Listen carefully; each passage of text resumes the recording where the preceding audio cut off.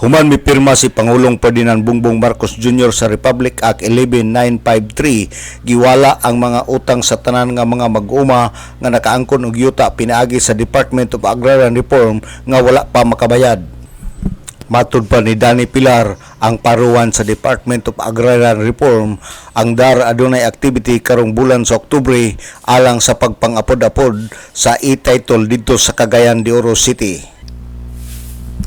Gawas sa e-title, i-distribute usab ang Certificate of Quorum kung Certificate of Condonation and Release of Mortgage nga katong mga yuta nga gi-cover sa Department of Agrarian Reform nga compensable nga ang mga farmers beneficiary nga aduna pay utang sa bangko giwala kini pinaagi sa gipirmahan ni Presidente Marcos Jr.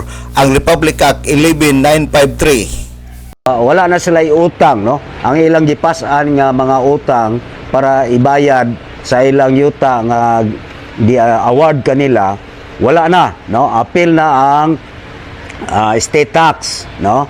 Wala na po sila bayronon ini. Si Paruan Danny Pilar sa Department of Agrarian Reform, Misamis Occidental.